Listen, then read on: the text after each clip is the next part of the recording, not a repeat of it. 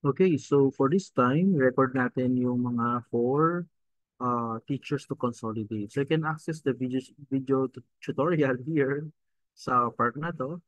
And kapag kayo magko-consolidate, ito na yung gagawin natin. No? For example, si Ma'am Tet Ong, siya magko-consolidate for the 21st literature. So click niya lang tong part na to. So, and then, i-prepare niya na yung mga nag-submit sa kanya, no? So, well, number one, for example, may nag-submit coming from Eudoxus, no? 21st century. So, ito muna yung mga first step na gagawin natin. So, ang first part, makikita niyo dito. Makikita niyo. Pag tinignan niya dito, pag tinignan niya, meron ditong enrollment, no? So, for example, ilan ba enrollment ng Eudoxus? So, ang total enrollment ng Eudoxus is 39. So, gagawin niya, palitan niya to, 39. And then, for example, ang nag-click nito is 12 eudoxus. Lagay niya lang dito. 12 eudoxus. Ito, wala pa to. Yung number yan. So, 12 eudoxus. And then, after nun, lalagyan niya itong mga part na to. So, first part is the form 1, frequency of errors. Saan ba natin makikita to sa form 1? So, ito yung nag-submit sa kanyang teacher. So, form 1, frequency of errors. So, punta lang siya sa form 1.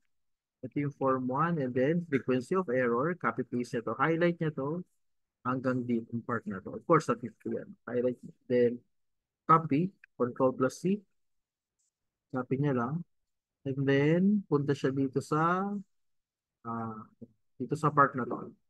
Edit, and then paste special values. Okay? So, makita nyo, hindi pa rin tally yan, di ba? Not tally, please check. Okay? Yan. So, hindi pa rin natin. Not complete, fill up the pink table. No? Hindi pa rin pwede.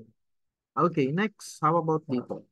So, yung blue naman, makikita nyo dito, form 1, number of students who got the roll score.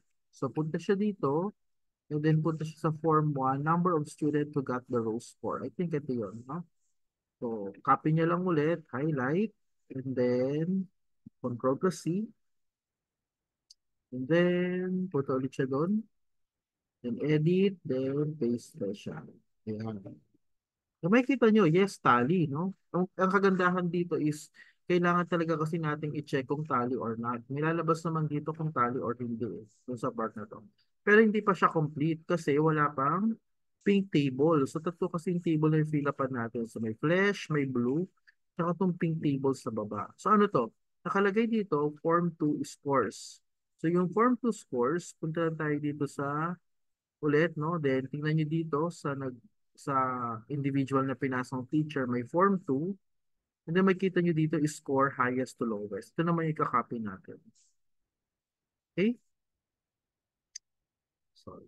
Copy lang naman. Dali lang naman yun sa dulo. Then, punta ulit tayo dito. And edit. And then, paste special. Ayan yung para sa isang section. No? So, kung makikita natin, nafe-fill upan to automatic. No? So, ganito magiging itsura niyan pag halimbawa natapos na. Pag natapos na yung iba't ibang section, makita nyo may number of enrollment. Dito, pag nalagay nyo, hindi ito yung number ng nag-test. Ito yung number of enrolled student or number ng students natin sa bawat section. Ito ilalagay ng collator, no? So, lagyan natin dito 39, 38, 34, 32, 34, 37, 30. And ito yung magiging itsura niya. Okay? So, make sure naka-fill up tong tatlong form na to. And next dito, actually parang patapos na to. Bakit? So makita natin, nandito na yung grade level, pwede nyo i-edit. For example, grade 12. And then total enrollment, hindi nyo kailangan i-edit to kasi nandun naman na, no? And then also the number of students who took the test, hindi nyo kailangan i-edit yan. So wala kayong edit dito sa taas. Ang papalitan nyo na lang is yung pangalan ng teacher. Halimbawa, ang teacher natin, no? Si Ma'am Tet Ong. And then, ano ba siya? Teacher 2, for example. And then, yun na, no? Okay? So, and then the last one, kung makikita natin, mag-update yan. So, ibig sabihin, status encoded natin is 8, pero walang list mastered skill. Ini-encode pa si ma'am. So, kailangan i-update niya itong part na to. Ilan ba lahat? Bilangin ko lang, ilan nag-take? 1, 2, 3, 4, 5, 6, 7, 8. No, tama, 8, no? bilangin lang natin, ano ba yung list master skill yun? So, adjust na lang yung ma'am. Pero liitan na lang natin. Ilan ba to? So, ito na yun. No? So, ready na siya for printing. Makikita nyo, mag-update yan sa akin. So, with 3 list master skills rated. So, kung di naman lumabot ng 10, kasi kung for example, di naman lumabot yung 10 list master skills natin, so at least siguro 5, no? Or pwede namang madoble. So, that's it. And then, ito yung sasubmit. Ito na siya. And then, ako na rin mag-print nitong data analysis. Ang kagandahan kasi dito, ito talaga yung sinasubmit natin. So don't forget na fini-fill up lahat ng form. So ito yung sasubmit talaga natin with a signature of the master teacher, si Ma'am Santa Ana, and then si Sir Noble.